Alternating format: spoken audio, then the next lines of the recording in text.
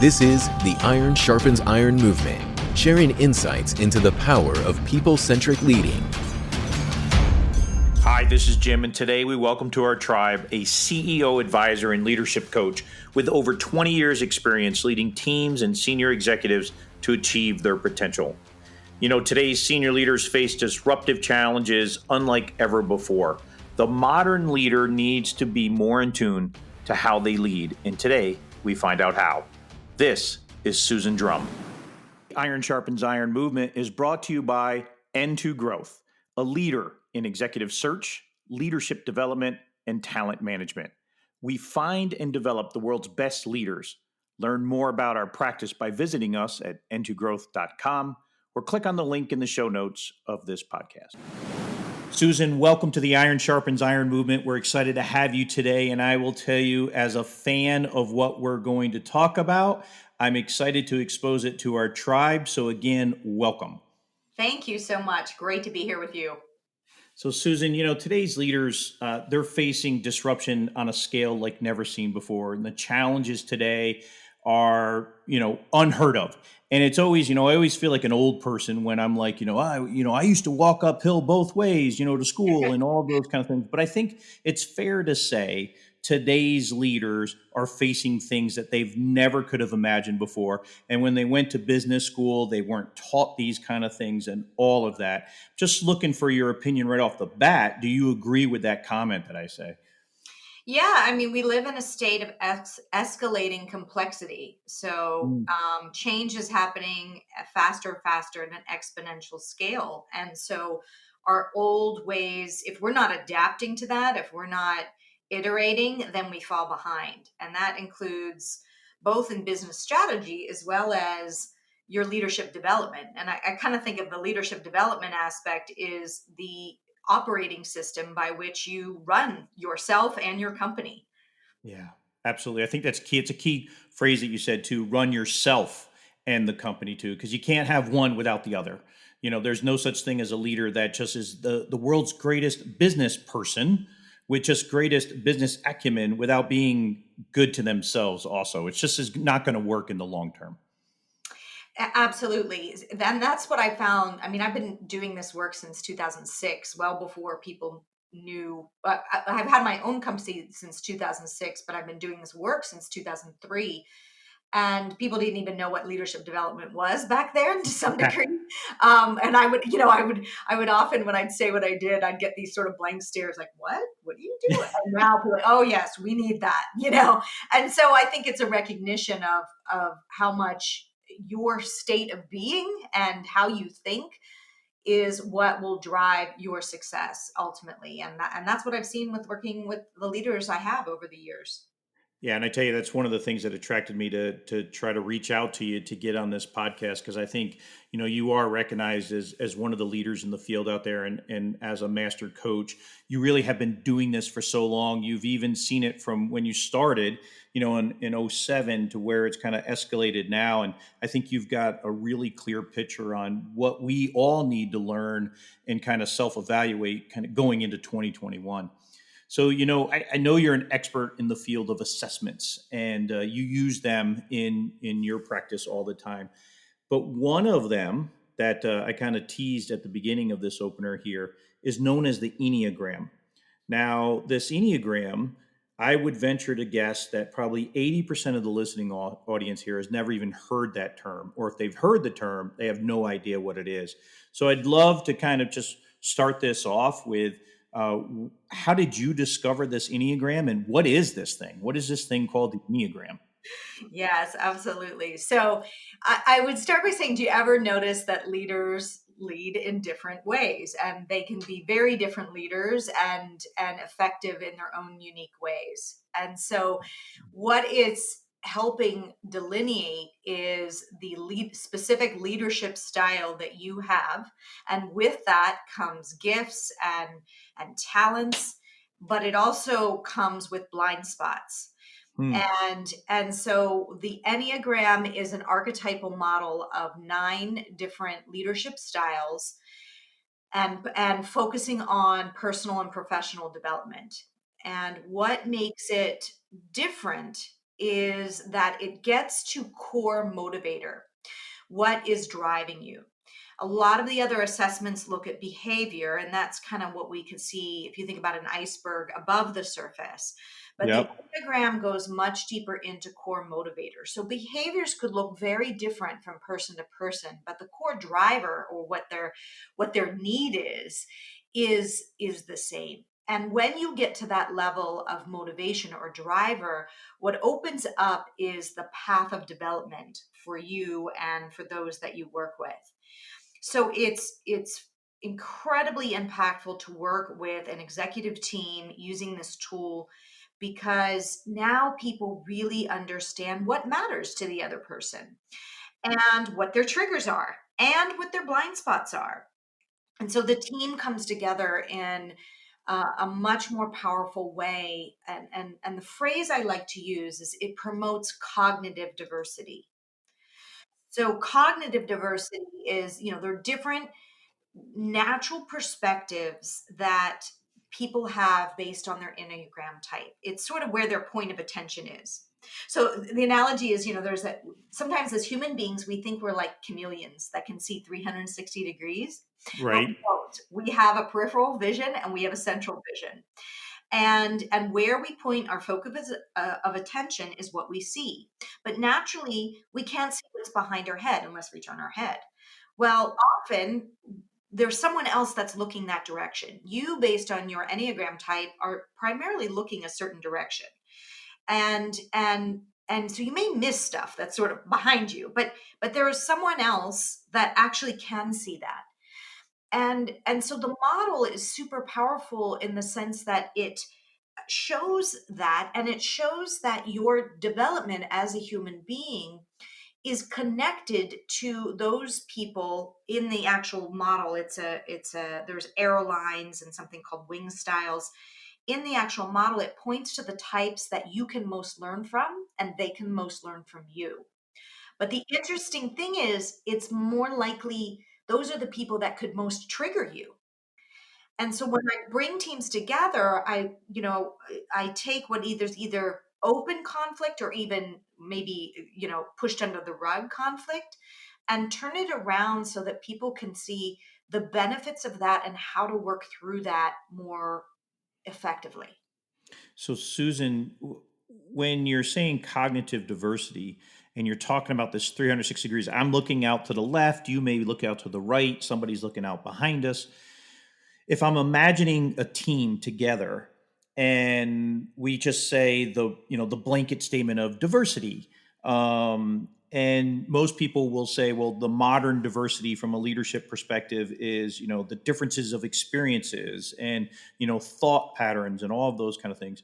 You're taking it a step deeper, if I understand that correct, and saying that it isn't just the diversity of thought, it is the diversity of these different types of behavioral patterns that these people have, or these drives, that if you knew that, you could actually diversify even more so you have that 360 kind of look that you're indicating.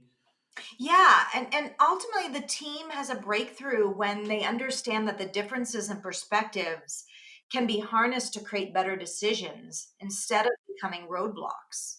Yeah. That's really unlocking everything. It's unleashing it, right? And is that where you find when you're coaching teams, the biggest issue is they just roadblocks after roadblocks, and they just can't seem to get out of each other's way? Yeah, it could be that there's, people want different things, they see things differently, and they can't understand why everyone can't see the world the way they do. In fact, that's most often the biggest eye-opening response I get after we do this work is, wow, I thought everyone thought the way I did, and now I realize they don't, and I also realize the benefit to me and the benefit to them. So you brought something up when you first started to talk about the Enneagram. You brought up an iceberg, and you said, people only can normally see the tip of the iceberg, and that's people's behaviors. So everything that we're talking about, you're saying is below the waterline? Is that the massive part of the iceberg below the waterline? People can't see it. Exactly. It's again, it's the driver. It's the why you do what you do. So other assessments look at what you do, And that's great. Okay, I know. Okay, I'm this type. I'm a Myers-Briggs. I'm an ENTJ. Okay, great. But what does that mean in terms of your growth? And what the Enneagram does is it gets to a deeper level that says why you do what you do. And that behavior may show up very differently from person to person. There are some common themes though, but that's why it's such a deep and rich tool. I mean, I've been working with it for about 8 or 9 years now, and I'm still discovering things about it. And we're discovering more and more because as we study human behavior and human dynamics, we look at panels of different types of people and understand almost like all the colors of the different types. Because obviously human beings are complex, so there's not one That's thing right. that totally defines you. But what I see is there is a commonality, and then behavior can show up. I kind of call it the rainbow of like different behaviors, but the core motivator is always the same. And when people really get that, they there's a kinship with those that are of your type. But sometimes there's also like often people go like, oh god, it like hits you between the eyes, like I don't want to be this type, like because the blind spot is sometimes so confronting to people.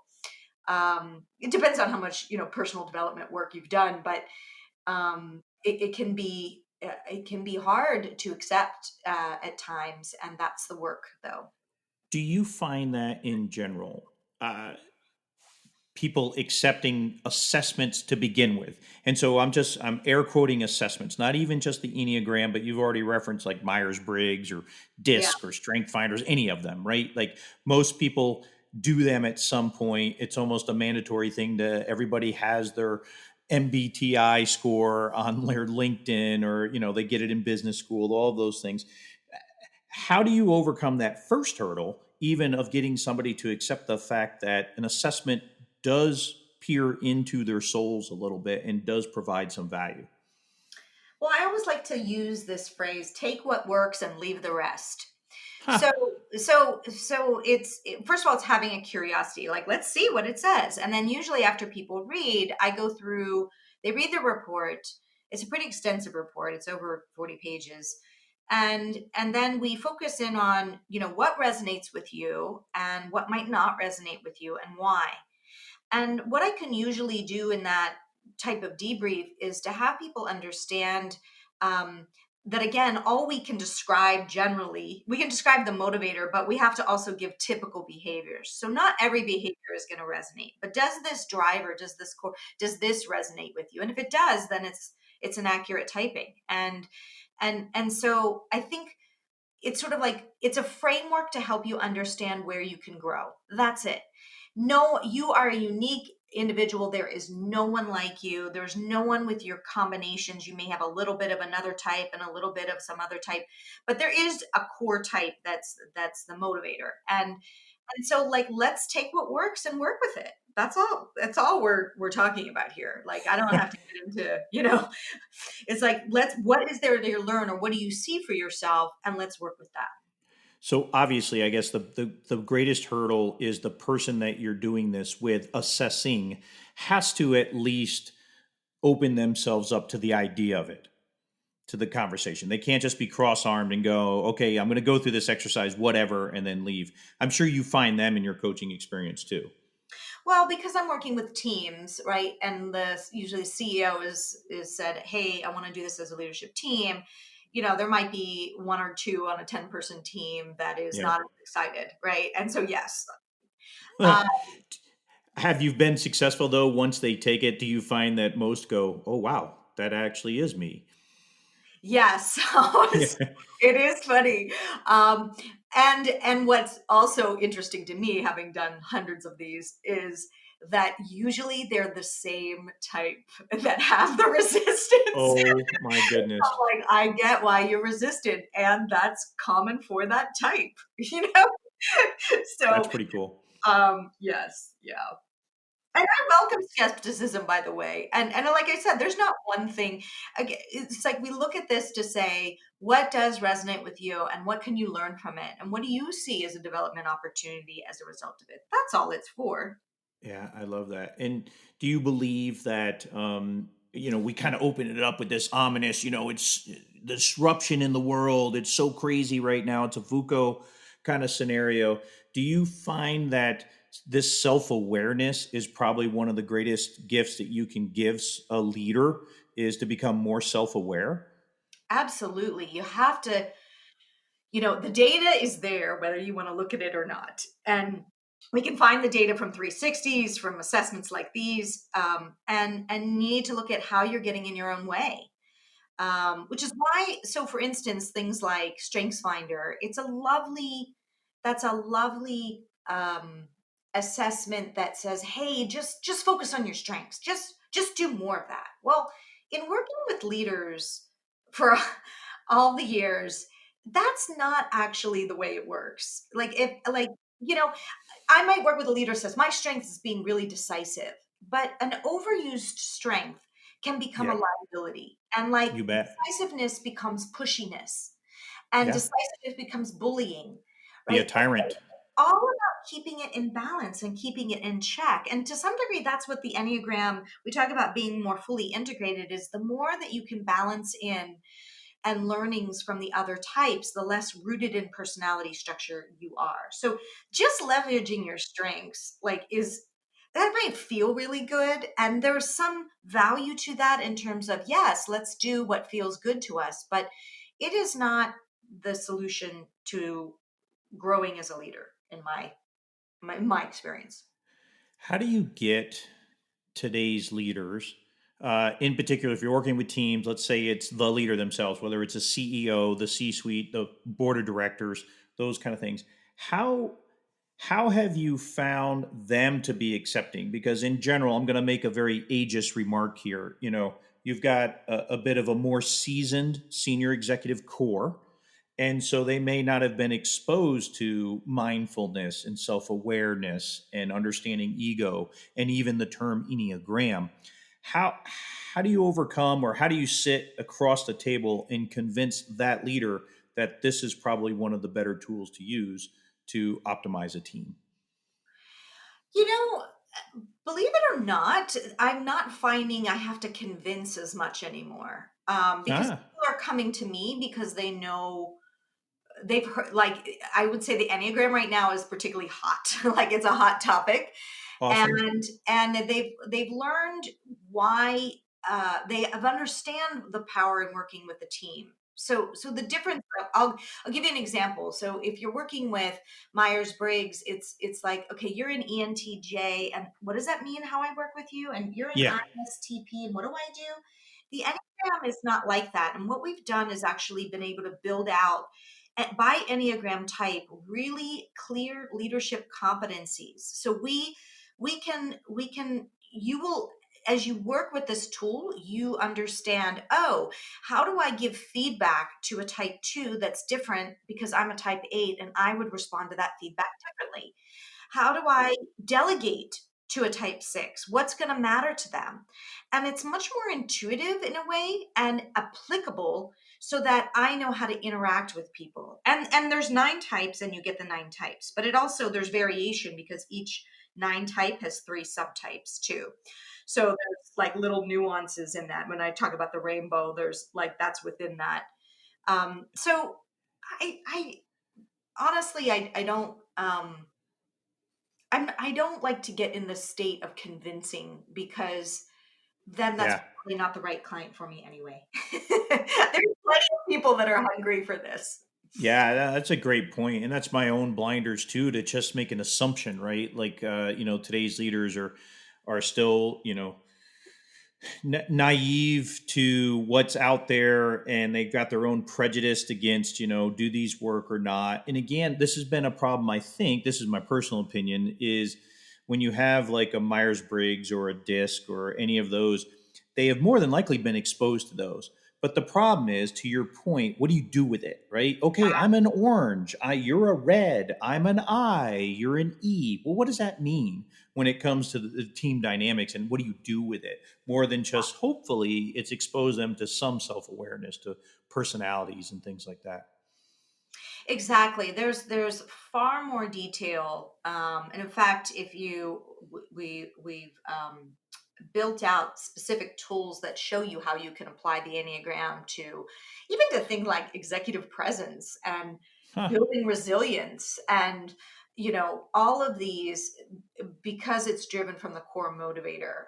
And so you can find that on a resource called Executive Enneagram, and or you could just go to eertools.com, and you'll find how we've applied it in a way that I think those other tools have not built out. And certainly, um, it's how that's why I feel like those tools are very one-off. Like, okay, we know what our type is. Now what do we do? Like, I'll work with teams for years on continually deepening how they build trust with one another based on type. That's another interesting thing. Each type looks for different data in what they consider trustworthiness or not.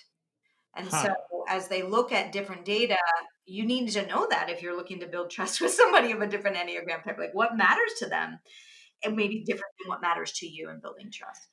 That's so interesting, Susan, because like I'm a big speed of trust person. I love throwing that Covey statement out all the time. Speed of trust, and you got to have that for highly effective teams and high performing organizations. Speed of trust, all that stuff.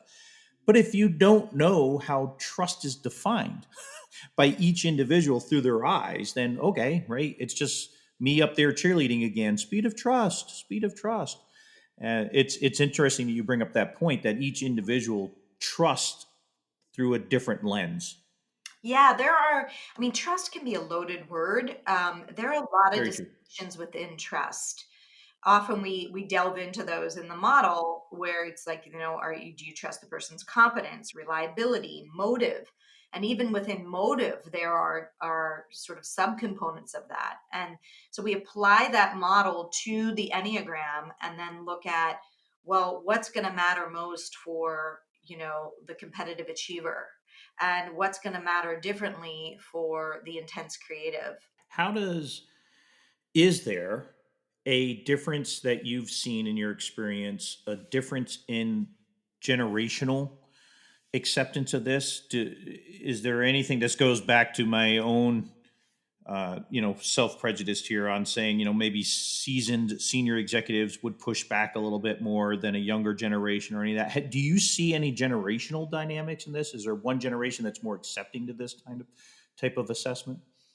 I don't really, honestly. And like I said, and it may just be through the filter of people come to me because they've heard of it and they want to go down that path. Um, I think I see more of the distinction based on type. That is more of the skeptic, um, than I do in generational, because there are certainly, in each one that are driven by different core motivators, and so that's I if we had the whole Enneagram population type, it'd be interesting to see how they all fell out, but we don't have that. So yeah, no, I don't see as much.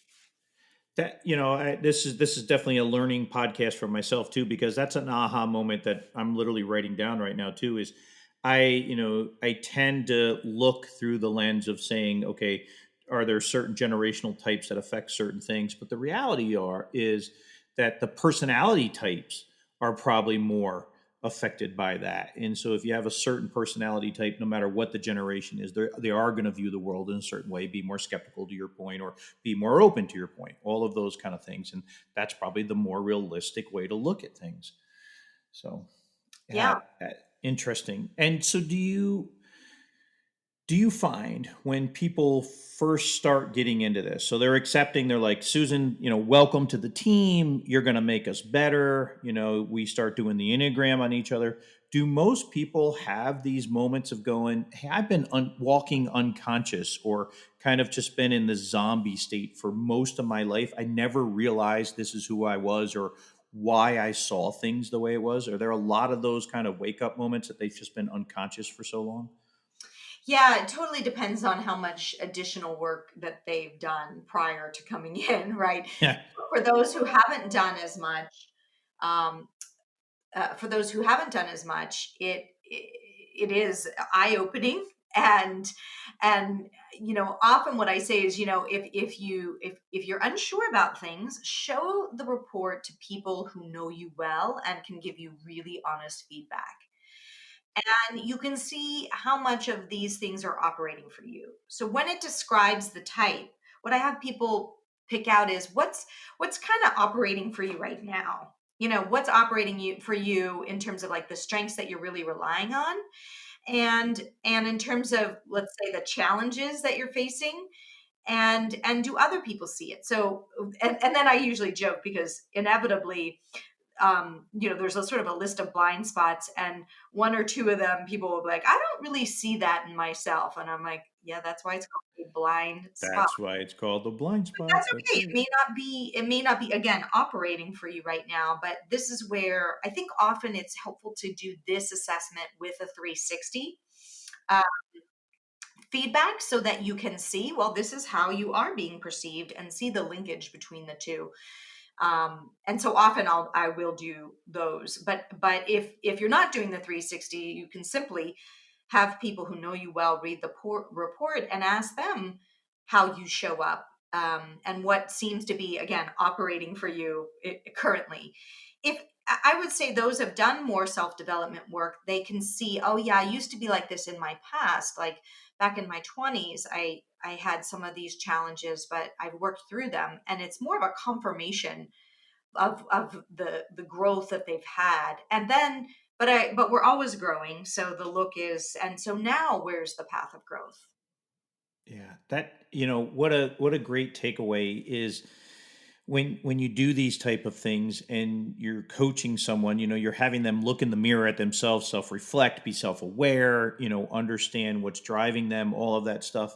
But what a fantastic gift to give back to them is this feedback, that 360 feedback. Like, because even if you are looking in the mirror and you're like, okay, yep, that really is me, you're still kind of self-convincing yourself on some of that. You need others to say, well, this is how I really see you, or this is how you really do act. I think that's just that's just great topper to just bring into the fact that you can not only know yourself, but it just really tops it off if you're going to do a 360 on them too. Powerful.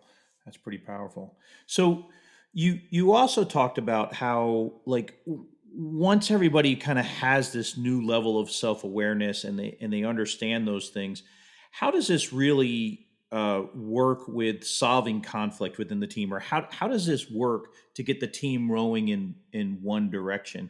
Is it just because, again, almost every one of these other assessments that you stumble across, it says, now that you know that you're a yellow, you can work with a red, and all of those kind of things. Yeah. How do you do that? Yeah. So then, we have a program called Leadership Edge, and with that program, it's a combination of one-on-one and group. So I believe you need to have, you're working on your own stuff and working with a leadership coach, and creating, a development plan for yourself and specific goals that you want to be working on. And then as a group, you're also looking at how do we interact with each other and what do we need to do. So I'll do, bi-monthly or quarterly sessions with the group, and we tend to focus on first understanding the types. Then we can get a compilation of the types in a team report. So how does this show up as a team, and what are the potential challenges with this team, as a result of that? And how does the team resolve conflict? So then we delve into the team report and see, based on your experience with the team, what do you notice? And it gives almost sort of a format and a language for people to talk about it.